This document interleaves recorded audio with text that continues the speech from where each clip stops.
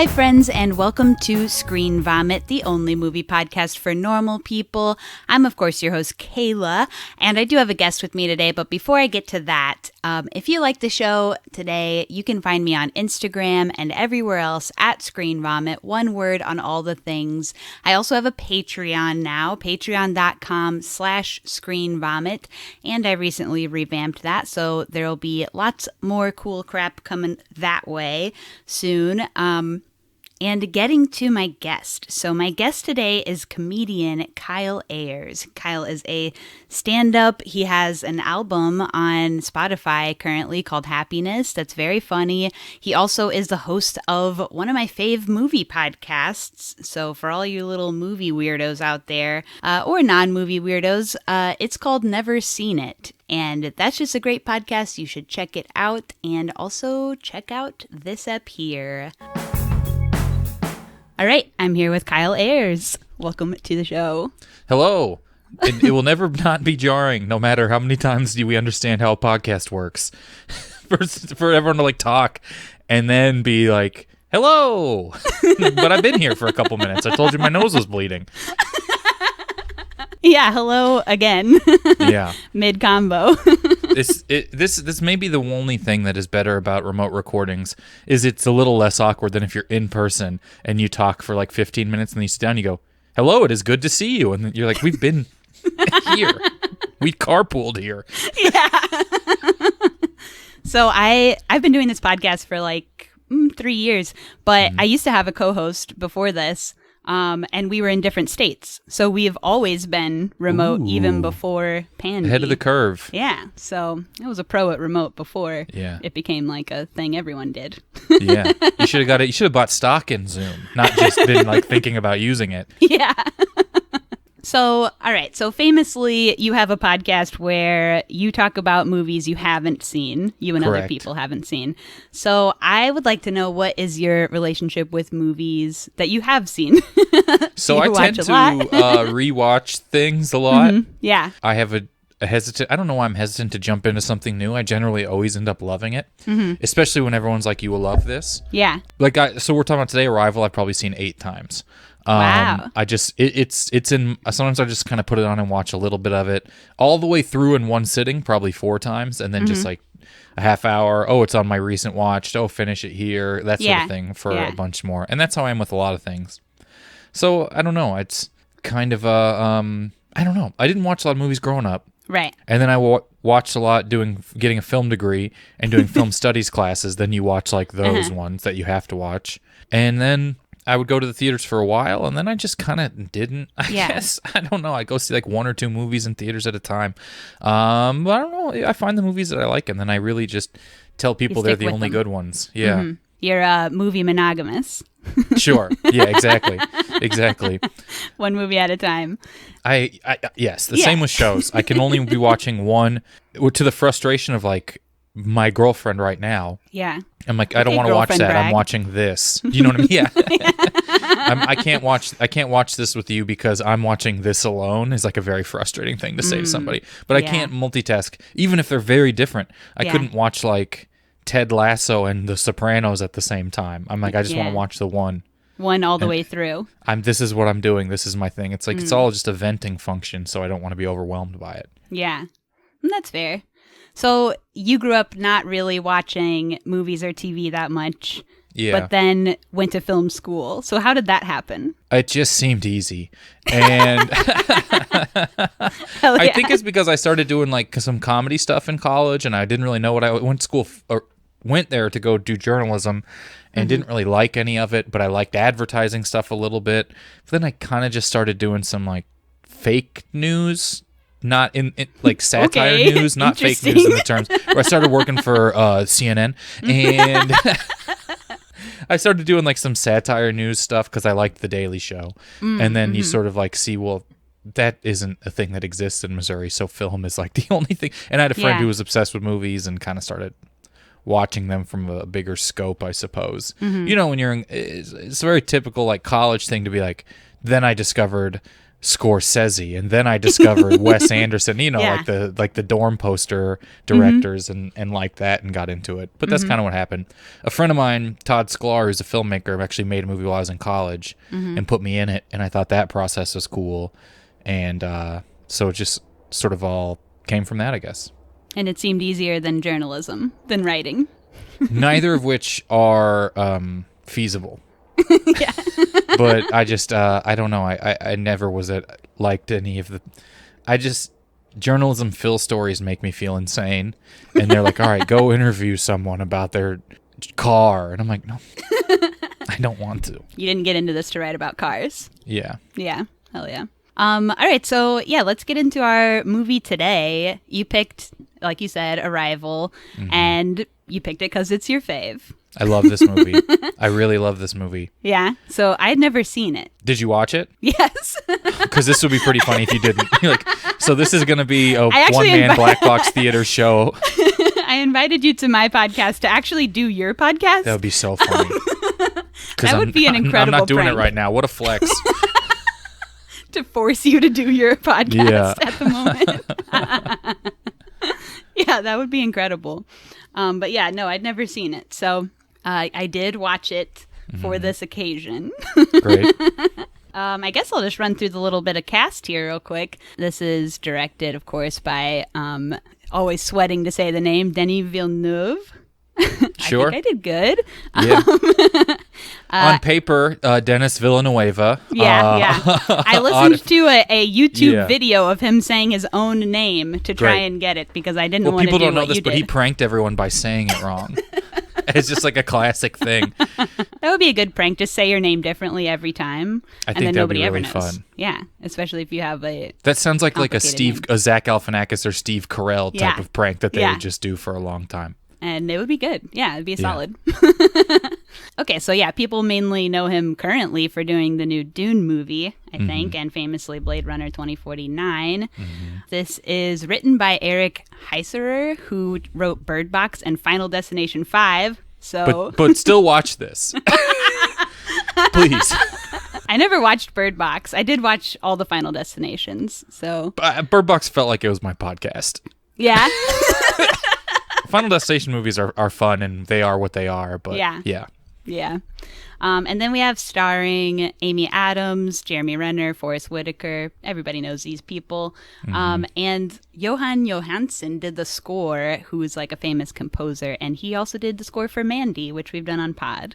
So Ooh. just a little cool credit there. And then for Critic Scores, this thing is out of this damn world. 94% on Rotten Tomatoes, 88% Google users. Just great. So Everyone kind of liked it a lot, and it also, I don't think it's pandery, but I think it is. It's not like baity, I guess. It's not like award baity, but it's very good, and those are movies I love. yeah, I don't remember knowing about this movie at the time that it came. Like I don't really remember any kind of Yep. buzz around it or anything. I mean, that's just it was like peak Marvel. There were like two. This was like when there were like two of those a year coming out, right? And not quite to like the later Avengers ones, but these are like there's a lot of these. It just wasn't. I don't know. This seems to happen to him with all of his movies, where they're really, really great. Not all of them, but he hadn't made a Dune before to Yeah. where people would be like, "Oh, from Dune." Right. At this point, he'd made like Prisoners and Sicario, which Yeah. got a lot of attention, but in this exact same way Arrival did. Even And some other movies Blade as well. Runner was right after this too. So yeah, he really didn't have a huge one before this, huh? And even this I think made a lot of money, but still isn't. I don't know. It's not Dune. Which I didn't see Dune. I assume it made a lot of money, or a lot of people watched it or something. But it's super big and famous. And Probably a little bit of there's both. something about this movie that I always thought Amy Adams is one of my 2 or 3 favorite actors. Yeah. But it kind of she's incredible in this movie, like incredible. But I think that for something about Jeremy Renner and Forrest Whitaker that always to me feel like they weren't the first ones asked. I can see that. I can definitely see that. But they're both great in this as well. And it's funny that they had to have 3 stars in it. It's like it's got 2 people in it. Yeah. And then Forrest Whitaker is around. He's around and doing... What is his accent in this movie? Oh, have you Army? pinned that one down? I'm so intrigued by where that accent comes from. I was trying to place it. I looked up where he was from, which is Texas.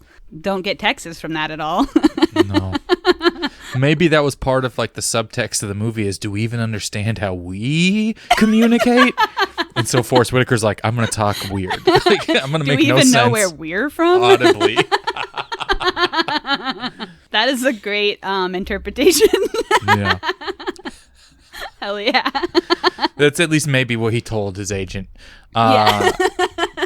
Yeah, I don't know. But I do love it. Yo, can I be one of the aliens, though?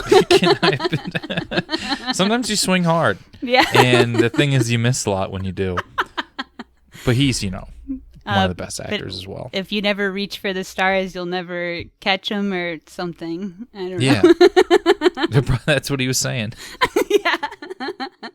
All right. So we can watch the trailer and then we can get into this movie. This is the day they arrived.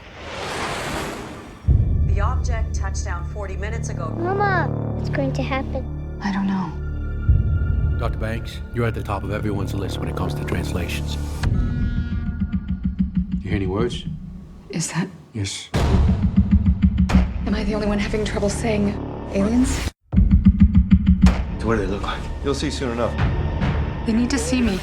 Dr. Banks? Now that's a proper introduction. More objects have landed around the world. It's their language. Got 21 hours Before they start global war. They're not our enemy. We need to talk to them. It's more complicated than that. How is it more complicated? Are you dreaming in their language? What does it say? Weapon. So how do we clarify their intentions? I go back in. What is she doing? You are committing an act of treason. Do you trust me? All right. So getting into this film, this is based on a novella, Story of Your Life by Ted Chiang from 1998. So the story came from there. I guess if we're starting in order, so the whole thing about this movie is that you don't understand how the timeline works, and the time is kind of nothing, and it's a circle, and it's everywhere, and whatever. So is that a great explanation? Probably not, but Yeah. It's what Interstellar thought it was doing. yeah. I also didn't see Interstellar, so Then I'm even more right than the joke. If you don't know what I'm talking about, I'm 100% accurate. hell yeah. I'll take your word for it. I guess when we open this movie, it opens with Amy Adams talking about how time is weird, and we kind of see the timeline of her and what we think is her daughter's life, I guess, from T to B, from Born Till Dead. And I had watched Me, Earl, and the Dying Girl immediately before watching this. Have you seen that movie? No, I have not. It's about, a girl that gets leukemia and dies. It's a sick girl movie. But I watched that right before this, so it almost was like this was the sequel to that when this opened. It's just a fun day. That is an uplifting day. So it was just an interesting transition into this film. Yeah. But yeah, so her daughter does get sick and die. Sure. Yes. She is a college linguistics professor, and not her first day of college, the first time we see her go into college, half her class is already missing or is noticeably absent, and everyone's phone goes off. Every person has their ringer on during class. They tell her to turn on the TV to the news channel. She does, and stands right in front of the TV, blocking it from everyone. It's very great. She's the only one who needs to know this information. Which is when we learn that 12 spacecrafts have descended around the globe, and nobody knows what they are, where they came from, if there's dudes inside. Nobody knows. What's your thoughts on aliens? You believe in aliens? Gotta be. Gotta be. There's gotta be. Right? Even if it's, there's gotta be. Maybe we're too boring for them. Maybe they're not advanced enough and they're just whatever, single cell, barely celled organism. Gotta be. Gotta be. Gotta be. I agree. Just a numbers game. They never, though, I think throughout the movie, they never explain really why there were 12 spacecrafts, though. What do you think their reason for that is? It's the round Do you have any number. theories? Maybe it's the age It felt good. of the daughter when she died, and that's supposed to be like that. I think she's probably 10 or 12. I don't remember if they say exactly. I don't think they say. 12, a dozen. What's that make? There's 24 of these guys, bros podding around. but I just don't me know. and 24 of my bros podding around. There has to be some meaning to it, or nothing at all. Brocation down to earth. Right, exactly. I think something I really love about this movie is, I mean, it has a non-linear, atypical structure or whatever, but it also doesn't treat you like an idiot, and it doesn't overwhelm you with information that doesn't matter for the story it's trying to tell. Where lots of times sci-fi movies can get bogged down in non-essential vernacular.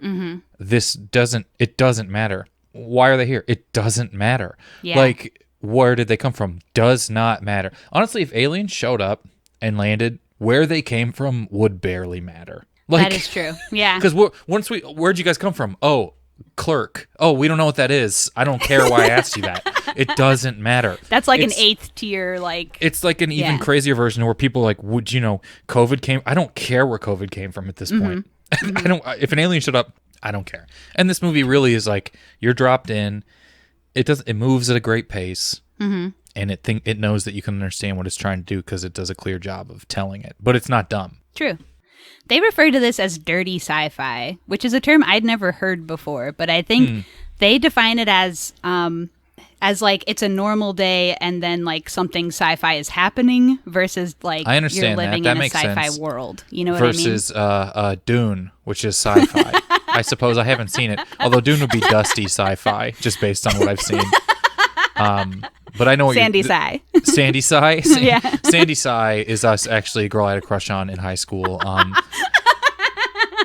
But I think Dune, I understand the difference there. I think I like dirty sci-fi the most. Yeah. I love, even when totally it's not agree. that good. Annihilation, a movie that I don't know is very good, is a movie that I really love. I love that movie too. What are some of your faves?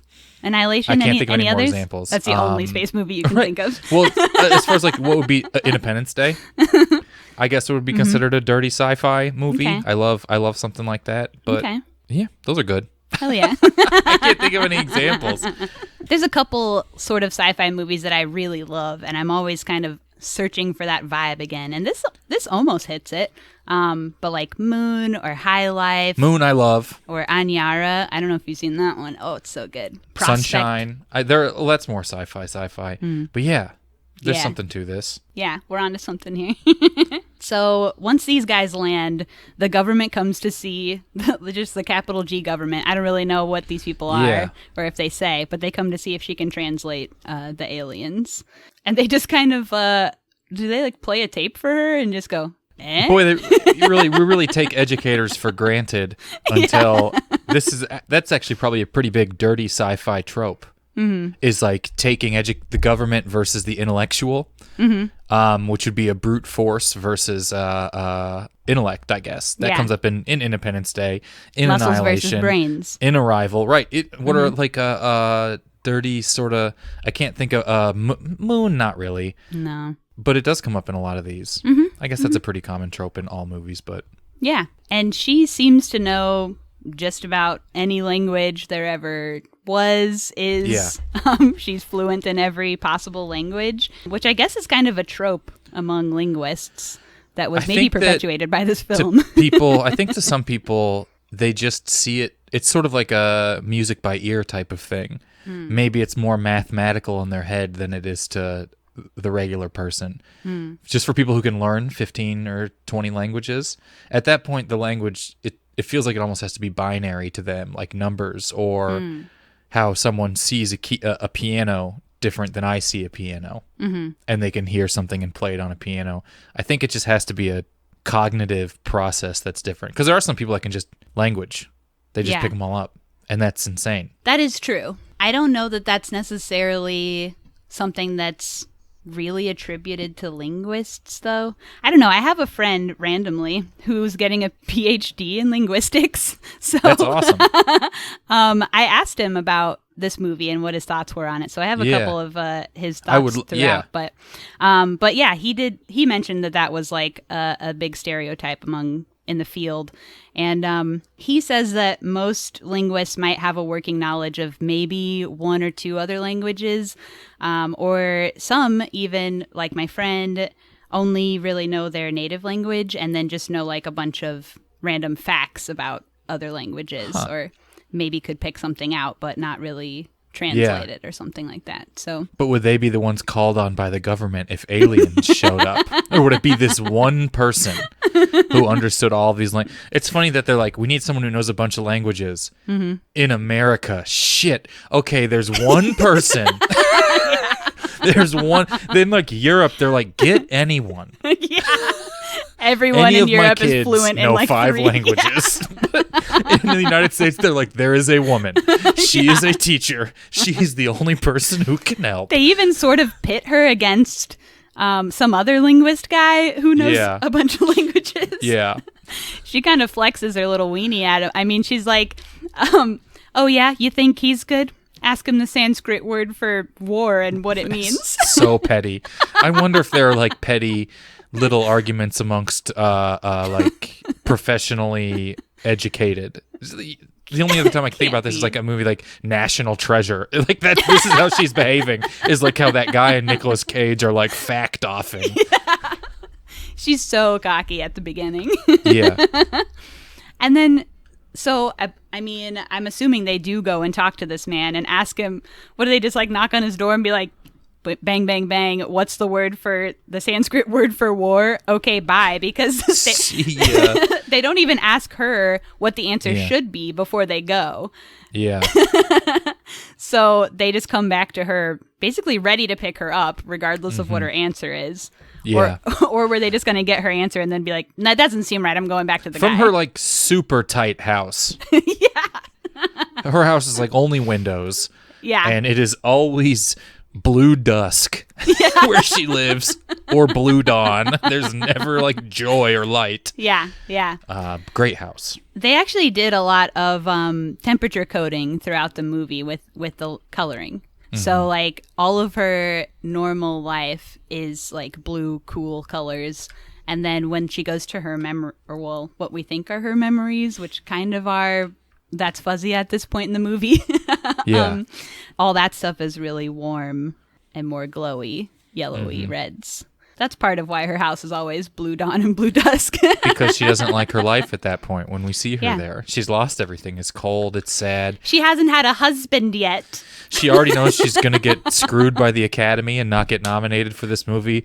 So that makes it all blue. Yeah. Sad day for her. She should have a few... not the thing to get into. Not the reason we're here. She probably has shit by now, right? She has No. No, still not? Some noms, but if you give Philip Seymour Hoffman a fake hand job, you should get a trophy. I don't know why it's like such a hard thing to understand. She was really good in, what was that? Hillbilly Elegy. Did you see that movie? I did not. She's good enough. She's always I mean, good. yeah, she's always good. But that was like... Even whatever that weird Netflix Secret Window fake movie she's in, I bet that looked terrible. I bet she's great in it. Yeah, probably so. But I mean, Hillbilly Elegy was one of those ones where she like totally physically transforms kind of movies. Yeah. Anyway, that's not this movie, but she's very good in it. We should do a whole Amy Adams podcast. Yeah. We'll call it AA. Hell yeah. Okay, so they pick her up in the helicopter. They're going to, where was it? Montana. Montana, where this ship is. Montana also the site of the first contact between humans and aliens in Star Trek. So Ooh. I don't know if that Well, was meant to be a reference, but kind of aliens to land in vast open spaces where we have ton of access and minimal gun restrictions. It's just nice of them. It's considerate. Versus if they landed in Chicago and you're just bumping skyscrapers on their way down and then the cold lake is there. true. They could have landed over the lake, though, or, you know, inland Illinois. Right. Just the ultimate gentrification is they're just landing in a South Side neighborhood. This is where we live now. Sorry. Rent is going to go up into the sky. So I think when we arrive at base camp, that's when we really get the shining of like the cinematography and like the visuals of this movie, which are gorgeous. Mm-hmm. I love it. It's a beautiful movie. Watch it on a big screen. Listen to it with big speakers because the score is also really great. Yeah. The bigger the speakers, the better the sound, classically. Yeah, history will show. Or have good headphones. Yeah, I really liked the way that everything looked there. The ship looks really cool. When they go into it, the sort of tunnel of it, the cave. Yeah. That's really cool too. It's just very gorgeous and sort of simple at the same time. It's a make or break movie for sci-fi, how the fi is presented. Yeah. It is, are the alien? It's why in lots of horror movies and sci-fi movies, it's a lot scarier until the alien shows up, because oftentimes the aliens are underwhelming or the monster is underwhelming, and you're like, oh, what? But sometimes it's good when it's subtle, when it's easy. There's no believable; it's all made up. But this didn't look like a frisbee with a dome on top of it or something like that. Yeah, it was kind of its own thing, and I appreciated the creativity there for sure. What did you think about the aliens? You like the way they look. Do you have any? I other like the way they opinions? looked. I did. Once You thought again, they were it's hot. something. I'm super attracted to them. I love limbs, so this was a big one for me. I don't know how many limbs they had, like 7 or 8 or something like that. 7. It was just, you have to make a choice of how they're going to look. Yeah. And you have to show them, and I think that's a hard thing to do in a movie, is show something that no one has ever seen, and then make it not laughable. Yeah. Or something like that. And it's so sometimes, whether you're like Signs, where you make it look kind of like a person, or this, where it's just a completely out there sort of giant thing, or what, like Annihilation, where it's like kind of so abstract that you can't grasp on anything. But I thought they did a good job, and I don't know, they moved funny, and they had funny nicknames, and that's all good for me. They kind of, at first, were making me think of, like, the hand in the Addams Family, just Sure, like the severed hand walking around. Yeah. But with elephant skin. Yeah. They're kind of revealed in a sort of foggy atmosphere, so you can't really see their whole shit for a I love that while. they live in, like, the mist. Yeah, and Stephen King's The Mist. They live in just the ending of the mist. Wait, isn't the ending where they clear the mist with the fire? Yeah. Well, I think they did. They tried to do that in this, too. Well, yeah. Okay, touche. They also go in there into the spaceship with a bird, like how miners do, to make sure that the atmosphere is safe. But they also go in like super spacesuits. So if they're going to go in spacesuits anyway, then what's the point of the bird? They're like hazmat level, like big comic, like Cloverfield hazmat suits is what they look like. Some orange ones or something like that. I don't quite remember. Yeah, they were orange. Yeah. Wait, did you watch this movie? But I like that, it's just all, it's not like an accelerated pace, but you're pretty quickly into Amy Adams is in here trying to communicate with aliens. This is like 15 minutes or something like that. Yeah. And we're already to what is the most interesting part of the story, which is great. Yeah. I think it's interesting that up to going to the ship, she was so confident and so cocky, just kind of roasting that other professor. She was being very cocky on the helicopter with her book. But then once they get to the ship, suddenly she's like about to puke. She's very shaky. She's very like, the sort of only woman in the film is the only one sort of struggling emotionally with what's happening. Yeah. I guess it becomes very real when you actually see the macadamia nut floating there. Yeah, maybe so. Versus when you're just like on a helicopter and she's not like out of her element, but she's smarter than everyone she's encountering on the way there and they need her. And then you get to this point of like, oh my God, I'm actually at the thing. I think they kind of treat her like a baby, though, even though they've invited her there to be this expert, to be the only one who can formulate communication with these aliens. I do feel like they kind of, they don't take her very seriously and they kind of treat her like a baby for a while, too. They're very like militant about everything. This is the procedure. You are the cog in the procedure. And it's sort of like such an abstract artistic type of thing to, I guess, try and discover and learn a language from an alien. Yeah. That they also can't comprehend it. There's not in like a bad, there's just a sum of like maybe we blow up You know, there's it's like, if we can't talk to it, we should blow it up, and then like subtext the entire thing. What, she's gonna talk to an alien? Why don't we kill the alien? They just like can't understand Kill alien, it at ask all. questions later. Yeah, exactly. And then they're like arguing with other governments about the same thing. Yeah, I want to see what's inside this alien. Yeah, The guts. could not imagine this happening right now. Definitely could not imagine this happening 2 years ago. Would have been, I can't imagine governments actually handling something like this. Too much paperwork. Yeah, too much paperwork, too much money. Yeah. Although I don't know, all the hijinks our military is up to these days. Who knows? I just saw a video of them testing out those jetpacks. The guy like flew from a ship to an aircraft carrier. You like to think that if aliens showed up, we would be like, oh, this is bigger than us. Do you know what I mean? Yeah. It's like such a big, it's like discovering a new country, and you're like, well, what are our fights are trivial because we found this whole other world. If aliens You'd showed up, like you'd to like to think. think, but we wouldn't. We wouldn't. It would be insane. Nothing would get done. Mm-hmm. The wrong people would meet them. Yeah. Like there's just the limit. It would be a nightmare. Yeah. You know, hate to agree, but have to agree. Yeah. So another thing my linguistics friend brought up, which I thought was a really interesting point, is that, I mean, she is a linguist. She is doing, you know, what she can to try and teach them a little bit of our language, to do whatever she can to start communicating with them. My friend mentioned that there's no guarantee, really, that an alien species that comes here would have language the way humans have language at all, because there's not even any other species on Earth that do in the same way that humans do. And, you know, traveling from however far away they came from, you probably would need some form of advanced communication, but in another sense, their like quote unquote language to human language could be like comparing human language to a bird's song.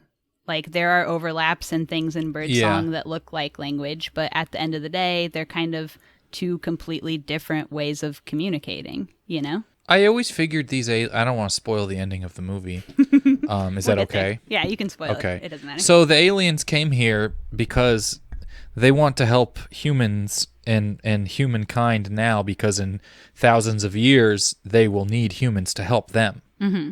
And so I always figured that maybe a reason that they picked humans was because, or they needed humans was because they did have some sort of similarity in communication that would at least allow them to get through to them.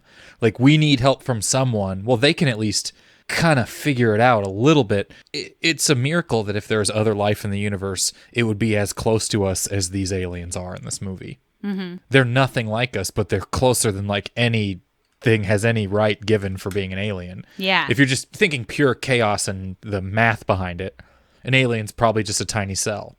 Yeah. Like if we found, but so I always thought maybe there's a reason they picked humans, and that part of what factored into that could be that they could communicate with them potentially. It was part of God's plan. Yeah, right. That's why Drake is up there with Amy Adams in his wheelchair. They had to get one Canadian. I just assumed that they're not assumed, but like I always thought there was like, you know, a lot had to go into it, and we might be the closest match to them of anyone anywhere that they knew of that could help them. That could be true. Just like if humans needed to get something across to an animal, and we saw all the animals at once, we'd be like, go to the monkey and try and get it to know what a hat is or whatever, you know? Mm-hmm. Monkey at least has arms. Sure. Okay, he's looking pretty close. Yeah. So in the terms of the alien scope of anything that could possibly ever be anything, maybe they're looking at us, and then they look at like a planet that's just all trees. And they're like, oh, we can't really, you know, they won't help us. They see a planet that's like all weird fish, and like, well, we can't really. I guess we gotta go talk to Forrest Whitaker, our alien brother. Yeah. I also think it's interesting when she is initiating conversation with these aliens. So like the room that they're in is they call it the interview room, a huge, like, vast space on this ship. And they're separated from the alien creatures by, like, a big screen, some sort of screen. I don't know. It looks like a TV screen. And she's in that big old orange suit. And she has a little microphone, but she's just, like, whispering into her microphone. So I was wondering, how do they even hear her? whispering. I assume it's projected in some way, at least outside of who she is, because they bring up the big lights, they bring up the big boards, they have like their weird little like pop-up comedy show setup, and I figured it's just through something like that. It was there's a feeling lot too that I familiar attribute to to you. like the oh my god, yeah, except there was actually an audience there. Abbott and Costello can sell out, and I always thought that, you know, there has to be something to why they chose, because they're moving through time like we move across a field, and or in their across their weird big room, and so they had to be like, there's something to the humans that can at least do this with us. Yeah, humans seem chill. That's definitely not what they would think. They think one of the 12 groups of humans we land near won't try and blow us up. The one who invited a woman to talk to us might not blow us up if she is good. Yeah, and she does take her clothes off and do a high five with the alien too, which was pretty sick. For sure. Definitely probably in the trailer. Probably so. I mean, we know it is because we watched it. Yeah, we know it is. We watched it and enjoyed it. They did put a ton of work into developing the language for this movie too, which is kind of cool. The actual like script of it all was designed by an artist, and they created a whole logogram Bible, which contained over 100 logograms. Wild. Yeah, completely wild. They had computer scientists who analyzed it to help provide like the analytical data points that they're bringing up throughout the film. They had 3 linguists that were consulted to help with the language stuff and also help design her office. And the sound files for the verbal language was also created by a phonetics expert. So like they really brought in the squad on this one to try and fully develop and research the language they were going to put forward. You got to appreciate that effort put in. I do think those are little things that make it seem less fake when it's going through, because at least there's continuity to the world that's built. And I think that's what sci-fi needs to have, is like they play within the rules of whatever they establish. This is what can happen. Yeah, I always love when they, especially in a sci-fi, that they go so hard in the research for it, and making the points. Yeah. So, you know, once we see their writing, their bodies, their ship, everything, they kind of are figuring out that none of their stuff has any backward or forward orientation, and then neither does the way that they experience time. They're kind of all interlinked in that way. And they bring up the Sap Reward Hypothesis in this film, which is a linguistic hypothesis, linguistic theory. So I have a little chunk on this theory because they do actually exaggerate it beyond what is accurate. But it is an interesting jumping off point. So I have a chunk about it. So the Sap Reward Hypothesis is a sort of theory that the language you speak influences the way you think. So this guy, Worf, was studying this group of people called the Hopi, which is a Native American group who use verbs for many things that English speakers use nouns for, like thunder, lightning, storm, noise. They had verbs for all those words. So he theorized that the speakers of that language view those things as events in a way that English speakers don't, because we view them as things, as nouns.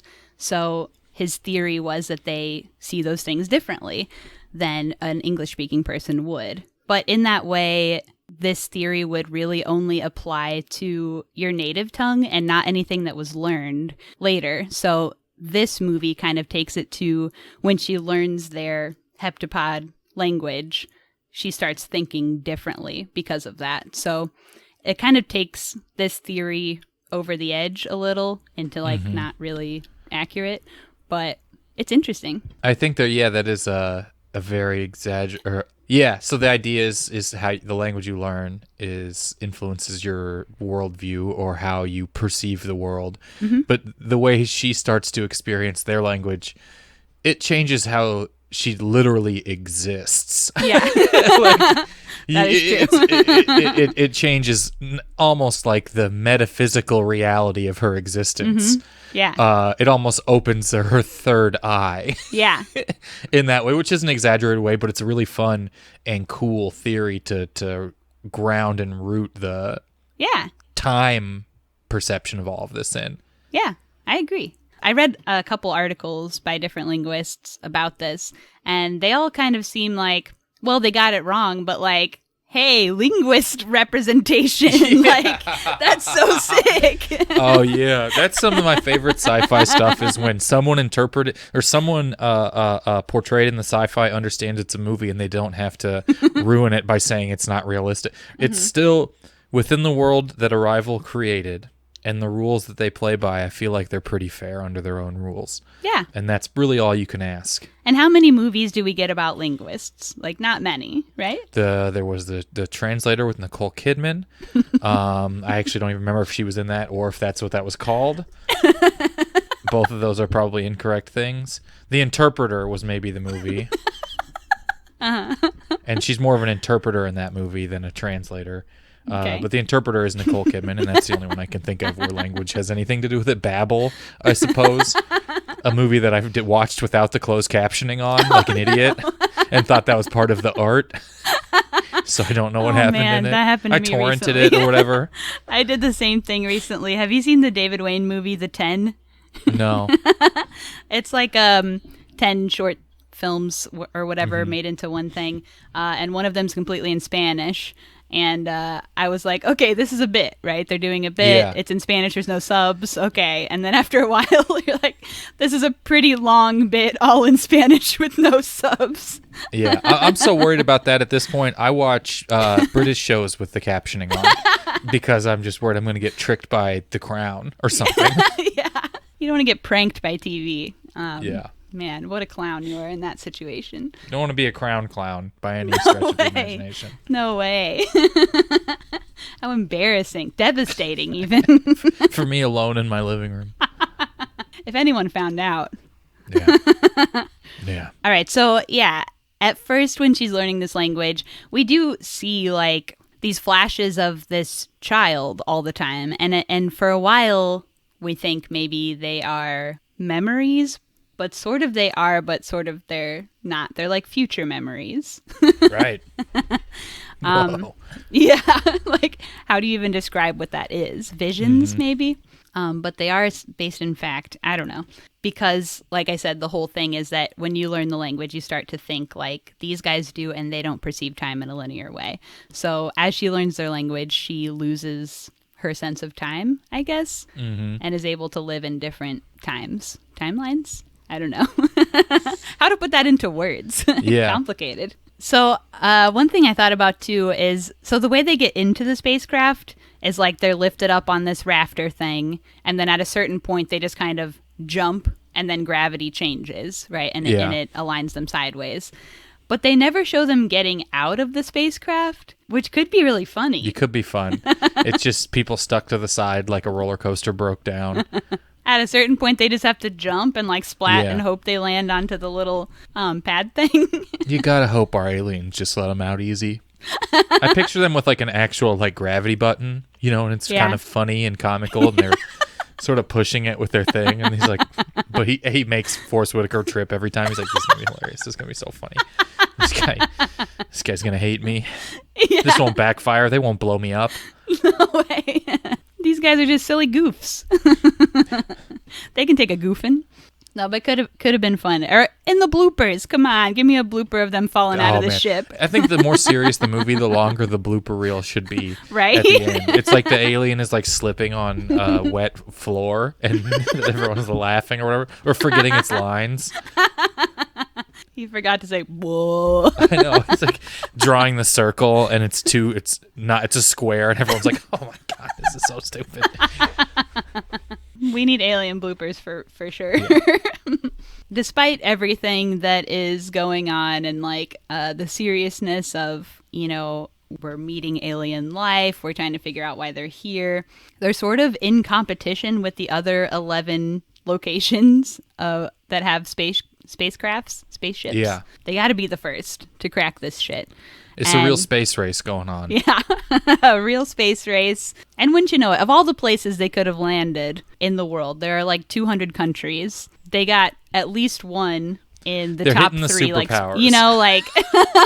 Right. They could have been anywhere. How embarrassing it would have been if all 12 landed in Canada and it just luck it's done. Yeah. I think there are 2 in America. I noticed that they say there was one in Ohio on one of the news break things, but we never see Ohio. Which is fine. It's not an election year. Just Montana? Yeah. Wait. Oh, fuck. I don't know. That's interesting.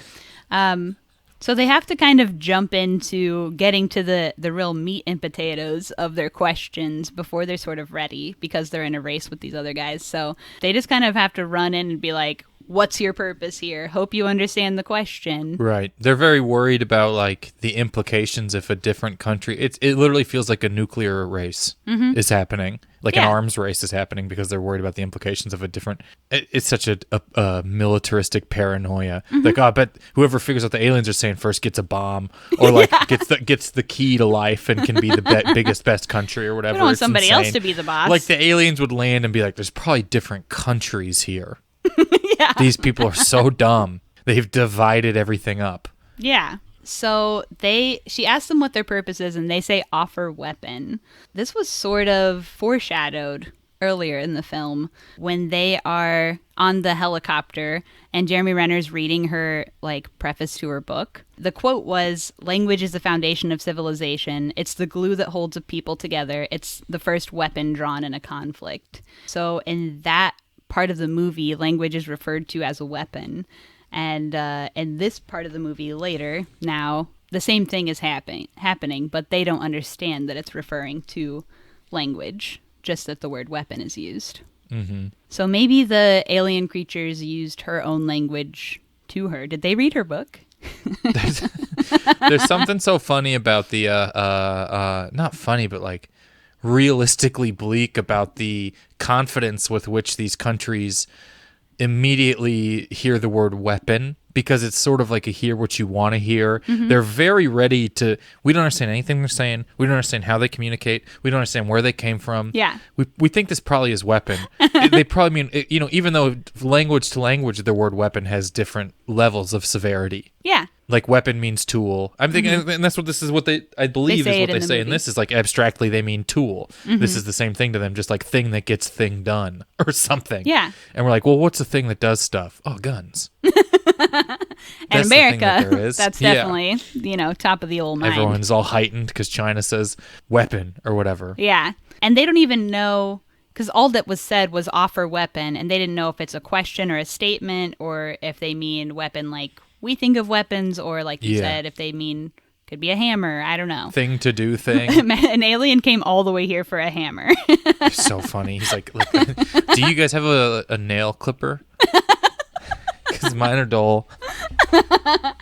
Yeah, that could be actually pretty funny. So once China gets wind of the whole weapon fiasco, everyone cuts off their communication. And very funny scene of literally turning the TVs screens off. Yeah. All the screens just going black one by one. They were all leaving a Zoom room. Literally just turning off their webcams. Yeah, goofy. All because China says they don't trust the aliens anymore, and yada, yada, yada, cut off communication with everyone else. Yeah. And at that point, China gives 12 hours or they're going to explode the aliens. There's nothing funnier than giving an ultimatum to an alien. Like they understand it. Especially a timed ultimatum to an alien species who does not experience doesn't time. perceive time. Yeah. You guys have 24 hours. Oh, to us, that's earlier. Oh, shit. And I don't know, they kind of also portray it like America's the only one being normal and trying to talk to these aliens. The other governments, China's being so crazy. There's like a couple like Nordic countries or whoever they're on the thing with, they're like, please don't turn off your Zoom. And they're like, we're neutral. It's fucking insane. But also the immaturity that I would expect from people whose lives are political. Yeah. And we never hear anything from, let's say, any other country besides China and maybe Russia. Yeah. I think they mentioned like Pakistan or one other country joins them in the ultimatum. Yeah. Like, who else did America want us to hate the time this movie came out? Right. All those countries are historically bad. We're good and normal. Yeah, and if you were a bad guy in a James Bond movie, you turned your camera off in Arrival. I think that's an important thing to keep in mind. Yes. And so also we're getting sort of bits and pieces of the news, like what's happening on the news in these times, that there are like riots, people are shooting each other in the streets, looting. Everyone's allegedly afraid of the aliens, although the humans are the only ones being crazy. Right. The aliens are legitimately sitting still. Yeah. Aliens couldn't be more chillin', and the humans are just absolutely losing their GD mind. Yeah. Even their ships, they say, have zero environmental impact. So like they're literally doing absolutely no things harmful to us in any sense. You're a mirror away from not having seen them. Yeah. Also, when, like, early in the movie, before they come pick her up in the helicopter when she's asleep and, like, the news is on TV, I just thought it was kind of funny that the news people are like, oh, yeah, like, the world might be under attack by aliens, like, we're not really sure, but also, like, the Dow Jones Industrial Average is plummeting and, like, the economy's in a crisis. It is. Some of the stuff is so bleak and has only become more bleak since then. I know. Because it's like, it is just really, really sad. Yeah. And that's some of that shit where you're like, I would love to hope that shit would be different or like. But you see it now. Yeah. It's everyone is sick and dying, and they're like, the Nasdaq's up today, and you're like, oh, that affects me. Yeah. That changes my day. Norm Macdonald had a bit about that. He's like, I'm watching the news, and the Dow Jones. They're like, the Dow Jones is down, and you're like, I like up. Up. That's what does something for me. Yeah. This does nothing for anybody if you're not rich. No. So, yeah, it's pretty bleak and hopeless and unfortunately probably realistic. What else happening on their news there? But because of all the like fear mongering that's happening on the news, somebody puts a bomb into the spaceship in the American. Soldiers or something, I think. Which is like, how did they get in there with it? Seems like not what was planned. It just seems like somebody was scared and took a bomb or some When you watch a group of movie now, individuals. you can pick out where everyone was on January 6th. And bomb aliens because freaked out guy, I know where he was and I know how his face was painted. Very true. Very true. But I'm just thinking they're basically at like a military base, right? Like, yeah. And military bases famously chill, like super chill with the library card for bombs. Yeah. Famously just letting people kind of walk around willy-nilly. They were some sort of soldiers, and I think it's just kind of like the perimeter was so set, so everything within that seemed more like a camp.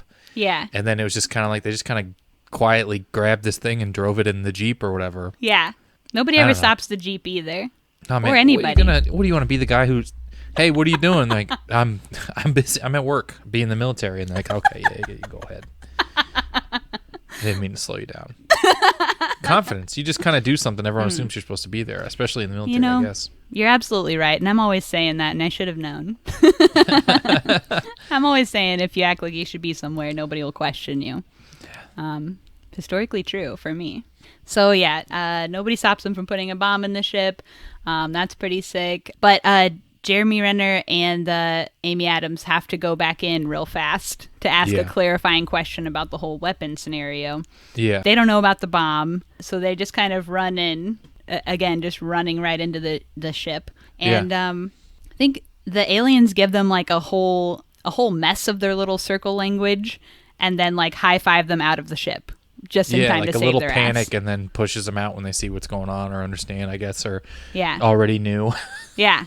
I think they had like a classic bomb with a countdown thing on it, and the aliens were watching that ticker go down. Yeah. They can also read time. Yeah.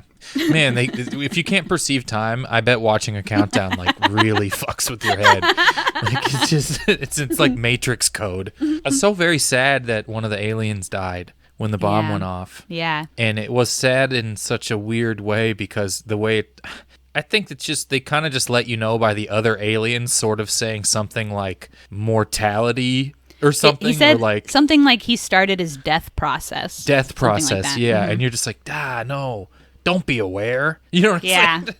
Yeah. Don't be cool with this. Yeah. You're not allowed to be cool with this. Be angry, or you just want the aliens to blow them up or do anything. But they're, and then also they have Abbott or Costello. I don't remember which one dies, but it's sad because you like them. They're funny. I mean, they're not funny, but you're like, look at this guy. You know, they're giving high fives to the glass. It's funny. I mean, that's classic. they seem well intended, Yeah. and you feel bad for them. Because they come here with like good intentions. They just want to give us a thing. They like don't hurt anybody. I don't like when non-humans die in movies. I think it's unfair because they didn't get to participate in the writing of the movie.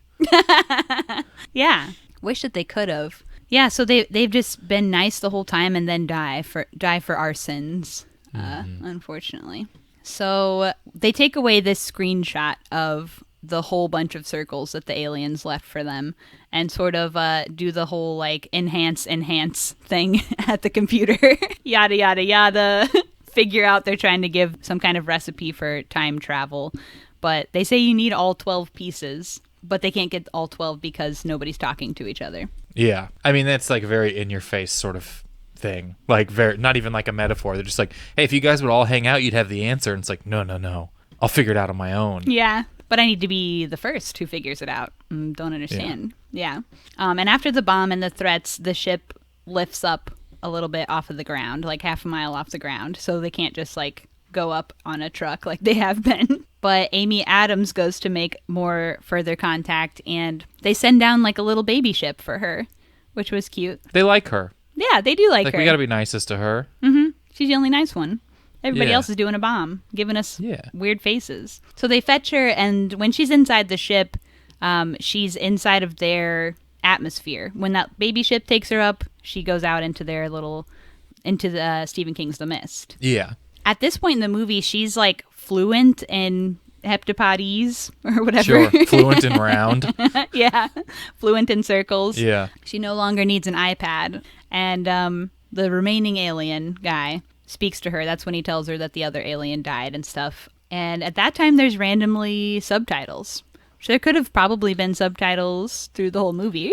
Yeah, really. It's almost like we don't get the subtitles till she can understand it right away. But it's interesting that they put subtitles here and not on the Mandarin later, because they want us to be with her the whole time. We're experiencing what her brain is going through. Yeah. Right, we're seeing her like future memories, and then here when she's talking to them, we're with her because we're understanding them as well.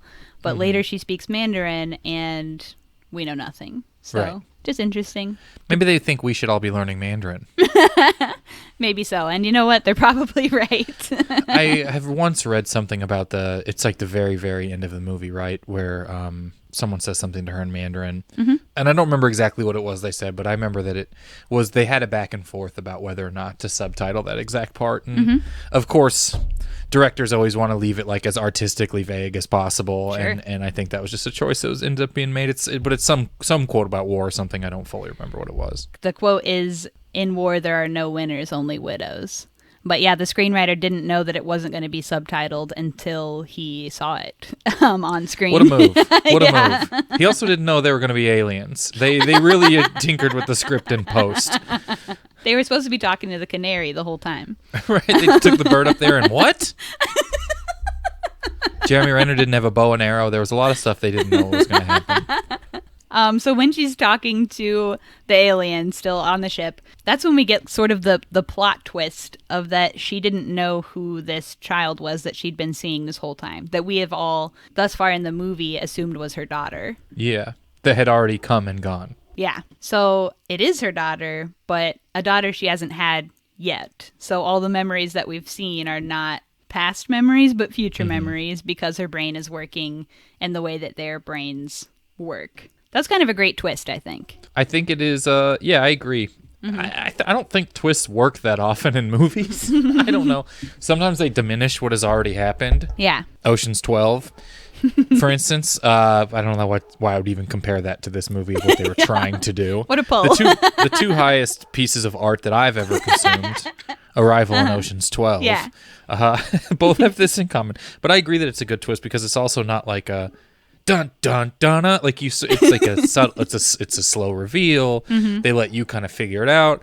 The alien doesn't say to her, "Did you know that in the future you would have a daughter if you keep these choices? Does that change what you would like to do?" Like it's just kind of nice. And honestly, even if you don't get the twist, it's still great. Yeah. And then you sort of like reflect back on everything you've seen so far and what's going on there. Yeah, I thought it was a really cool twist. I don't know if I would want that power. Ability? No. Right? I wouldn't want to know what's coming, especially if it meant my kid was dying. Yeah, which is like the entire weight of the end of the movie, I suppose. Yeah. Too scary. Yeah. So that point is when they figure out this whole thing. Like everything sort of unlocks right then. That the weapon was the language.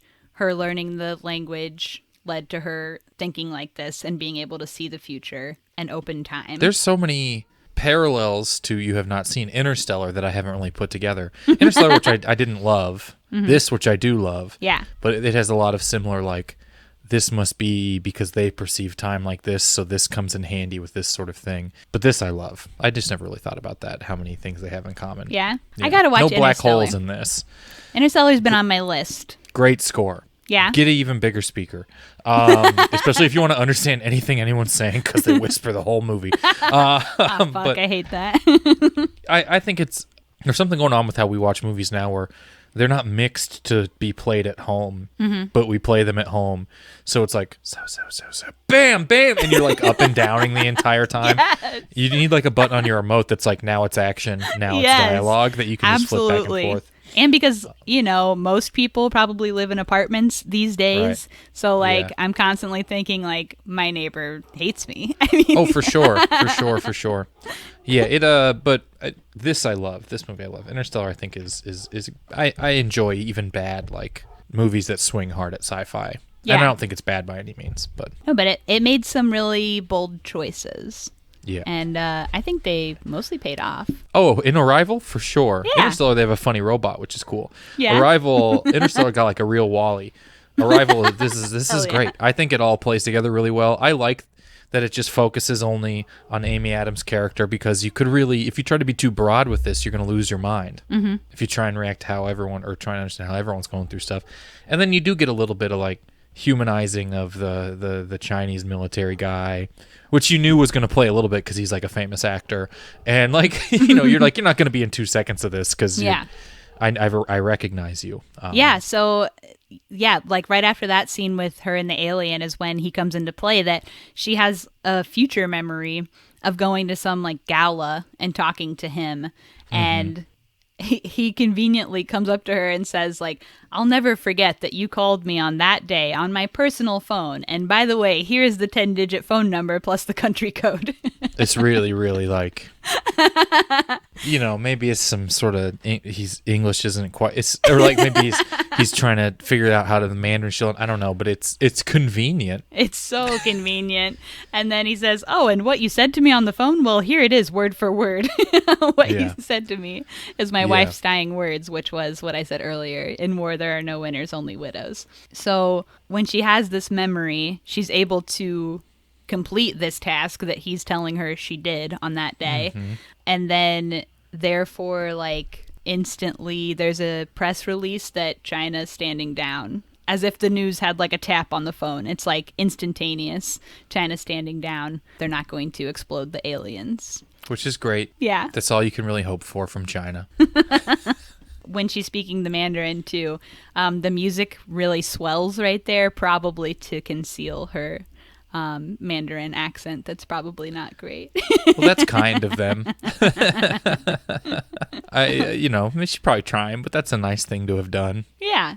So after that, I think all the spaceships leave. This is kind of the end of the movie. The spaceships leave. She figures out, what's going on with her brain now. At the very end, we get the child's father reveal of Jeremy Renner, which, of course, I felt like that was pretty we saw that coming. Sort of the second you realize that this is in time, Yeah. you kind of had to figure that out. Yeah. And, you know, classically, anytime there's one woman and one man in a movie, they will fuck. That's just kind of like what happens. Yeah, much like real life. Yeah. I mean, they haven't really, throughout the movie, they were never like close like that. They have no chemistry romantically at any moment. And then suddenly there's just one scene where he says like 3 romantic things and you're like, okay, they fucked. You got to be like, well, you're working pretty close together on a thing that no one else has ever done ever. Maybe you'll find some emotional connection there. Yeah. It's such like a big, you experience like this such a crazy scale thing. Mm-hmm. Then maybe you have something like that in common, so you want to have a kid. You're trauma bonded. Yeah.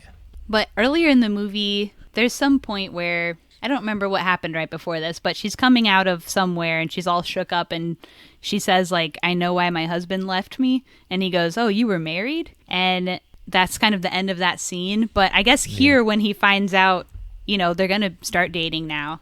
And he's going to find out that she hasn't ever been married and at some point figure out that he's the one who leaves. Yeah. How do you deal with that? It's a real chicken and egg situation. Or what's it? I think not chicken. It's like that in the Matrix when he knocks the vase over, when she tells him to not apologize. She's like, oh, and you don't have to apologize. And he goes, for what? And then he knocks the vase over and she goes, for that. And then he's like, I'm sorry. And she goes, I told you not to apologize.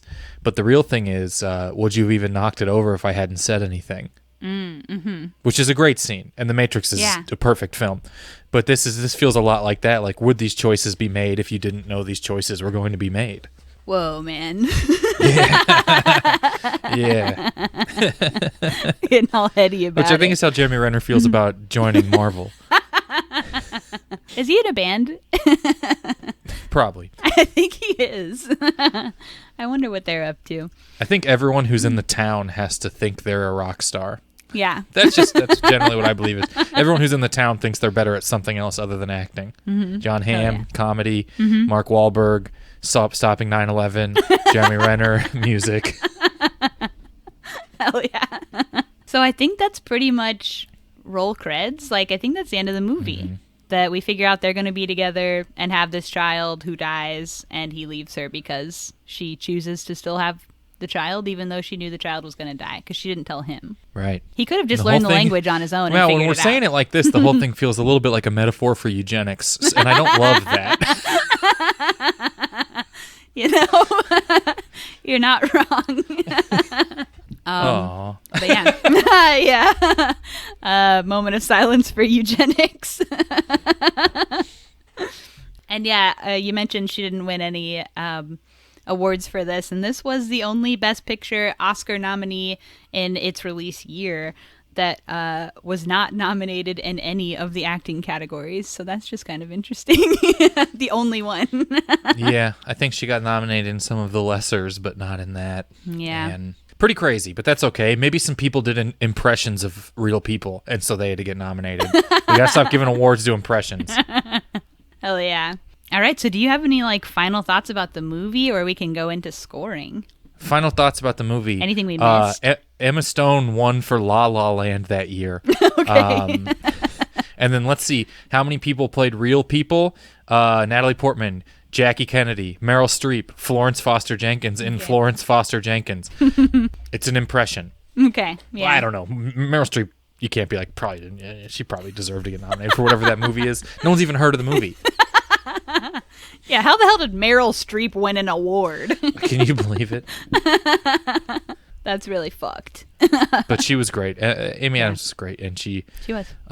It's almost turning into it's like what DiCaprio's thing actually was, where you cannot fathom how she hasn't won one. Mm-hmm. When DiCaprio was complaining about having never, he wasn't really, but everyone every year would complain about how he never won one. Mm-hmm. I was like, for what? He is great. Mm-hmm. He is undeniably great, but you can't give Inception an Oscar or yeah.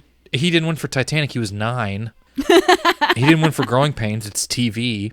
But what are the other things that people really thought Leonardo DiCaprio should have got nominated for?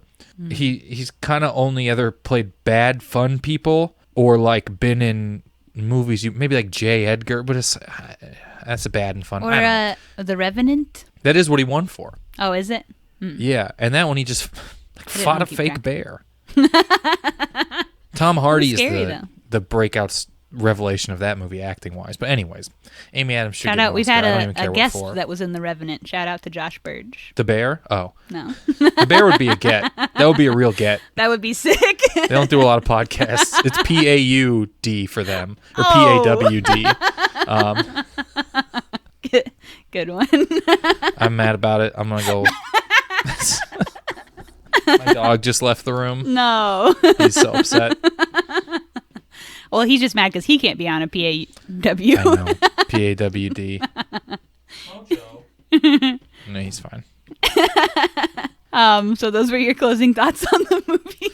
I think it's great, and I think people should watch it. And I like the term dirty sci-fi. Ex Machina. There's another one that falls into my dirty sci-fi category that I really love. Love that movie, yeah. I guess the most prevalent, which I haven't really seen, would be Black Mirror, is also generally that lots of times. Yeah. But I've only seen one episode of it. Which episode? I watched an episode with my girlfriend who loves it, and then we watched it, and she goes, that's the worst episode I've ever seen. It was like the guy from Sherlock was in it, and they're in like a car. He like takes an Uber driver hostage or something, and they are in a field in an Uber. Doesn't sound familiar. I think I've seen all of fine. them except for the one choose your own adventure thingy. Oh yeah, this I can't remember exactly what happens in this one. He's like That's all right. it's, you know. You don't have to remember. This is the one where technology curious. backfires.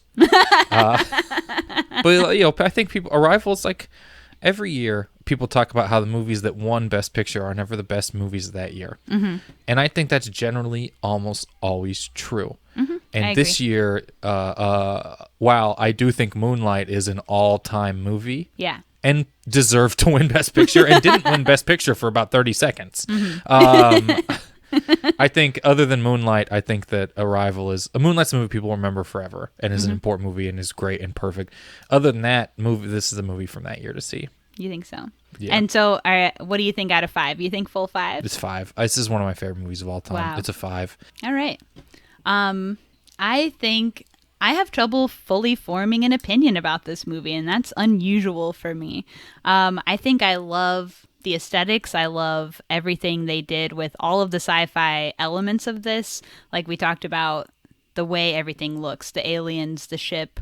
It's all very unique and creative and grounded, to where it does feel like a more realistic universe and realistic depiction of what could happen in this scenario, which is really fun and cool. I don't know. There were just some things that bothered me or I feel a little flat about. Yeah, I don't know. I don't love the her and Jeremy Renner thing. I don't love that she was the only woman in this and that everyone kind of treated her like a dummy. Her attitude was a little inconsistent to me, just being so like cocky and confident at the beginning and then suddenly being like a baby. I didn't love those things about it. But they did think this out really well, and it was gorgeous. I'm going to go, I think I go 3.5 on this one, but I think I'm in the minority here. That's okay. They're all good points. They're all good points that I don't disagree completely with. I think I just justify because I like the movie so much. Yeah, but I did love the aliens. They were sick. Great aliens. They were cool. The aliens ripped. So, and yeah, you said you would definitely recommend this. I would say, yeah, it's probably worth a watch. Now it's time for ScreenVomit.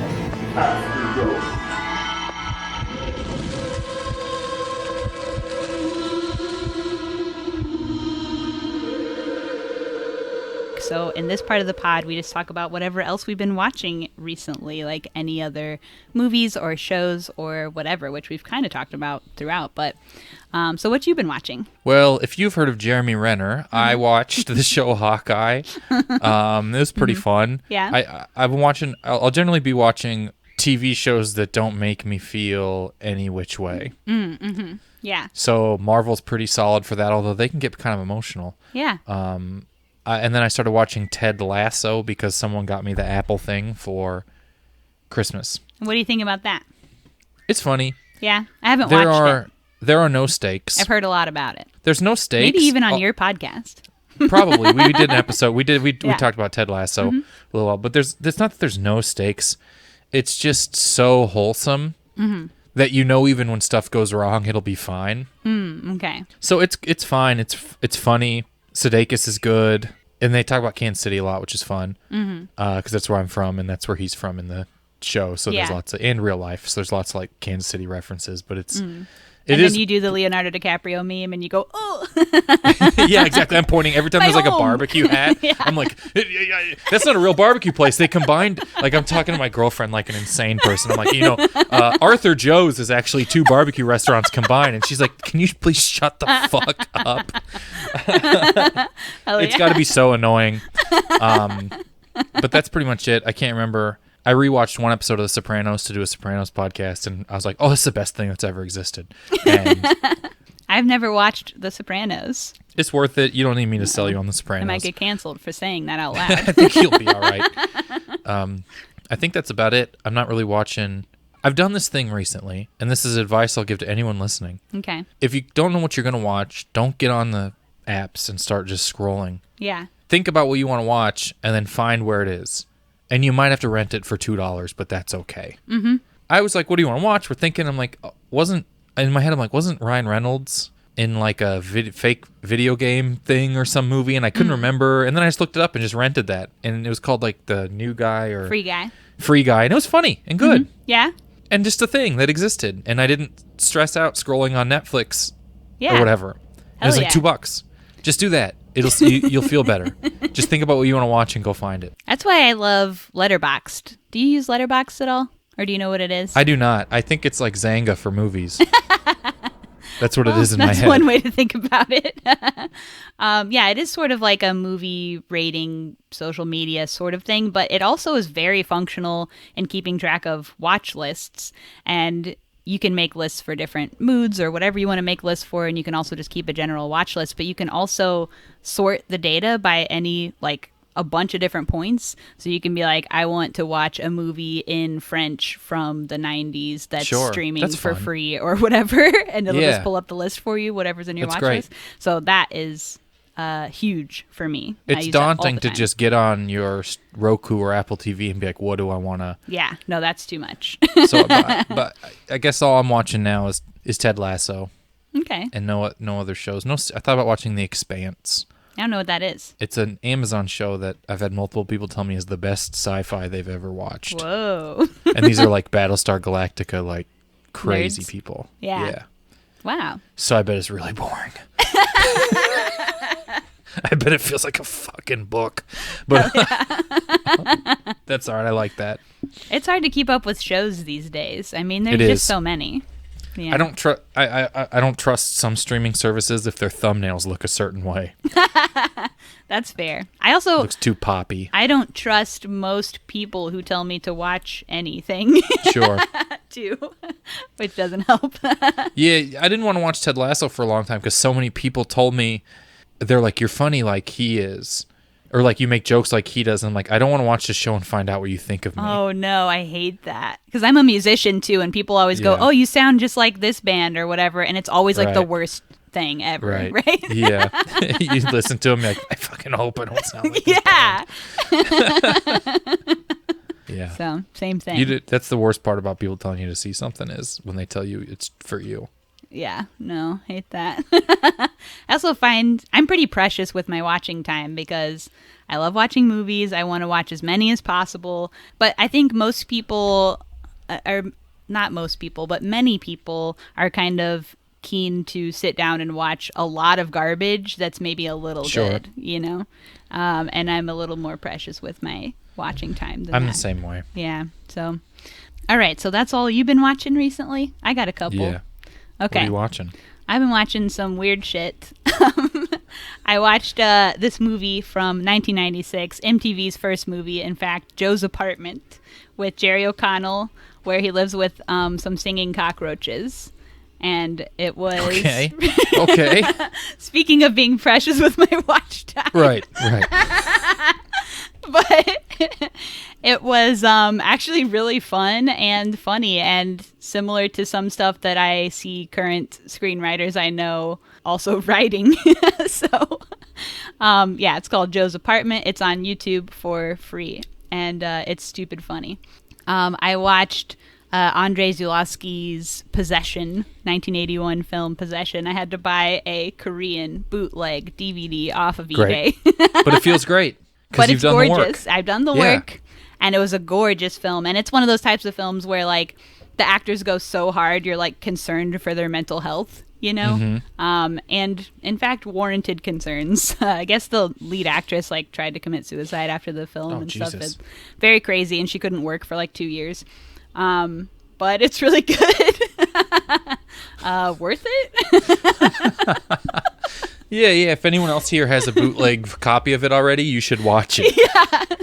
It's worth it to completely wreck your life to make a movie that is now only available via Korean bootleg. But it was really good. Recommend that one. I watched Shiva Baby. That's more of like a little indie, but it was pretty good. Very one of those like stressful movies where it's just a stressful thing and it's stressful the whole time. But it was a real Safdie really well. Brothers moment. Yeah. Where you just like, you want to sweat? Safdie Brothers energy, but more woman energy. I think it's a female director great. And it stars women and they're gay. That sounds great. Yeah, that was pretty sick. I watched this movie Wellness, which is another deep cut. It's directed by Jake Mahaffy from 2008. It's streaming free on Vimeo, on his Vimeo page. It's very indie, like DIY film, but really well done. It's about a guy who is working for like a pyramid scheme, like MLM thing, and the thing he's selling, like you kind of never really know what it is, and he doesn't know what it is, but it just keeps like spiraling and getting worse for him and worse for him. It's really well done. I really liked that movie, Wellness. And last one I'm going to mention, I watched this movie called Night Moves, which is directed by Kelly Reichardt, who is a director I really like. This one has Jesse Eisenberg in it, and I think it's the maybe world record for first time Jesse Eisenberg's been normal in a movie. Oh, I think I know what movie you're talking about. I actually do. Really? He's just never normal, you know? No, he isn't. And I always go, every movie you see, you go, he's doing the Jesse Eisenberg thing where he's like talks too fast and he's like weird. But this movie's actually really normal, and I was just shocked. The Jesse Eisenberg thing could be described as the well actually of Michael Cera impressions. It's the tweet replies of Michael Cera impressions. Yeah. That's a great way to put it. But yeah, he was so normal, it was shocking, and I really liked the film, Night Moves. And only Kelly Reichardt could get that out of him. So, bless Slow the fuck down. I've never been directed in that manner before. Look, can you just be normal for once? Have you seen a normal person? So yeah, that's what I've been watching. That's me. That's great.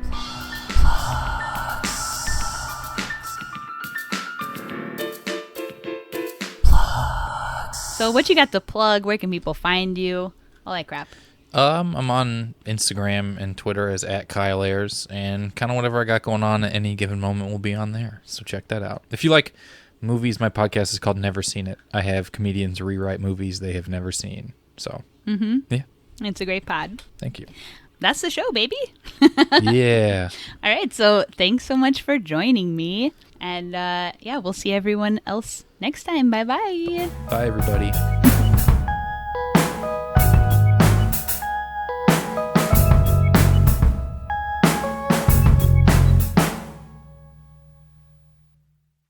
Okay. Are you recording? Yes. Imagine I wasn't after all that. I thought we were both going to count. Never hurts to check. Yeah, I want to preface if my nose starts bleeding, I had some face surgery, and occasionally it is like just starts bleeding. It's very weird. No, that's awesome.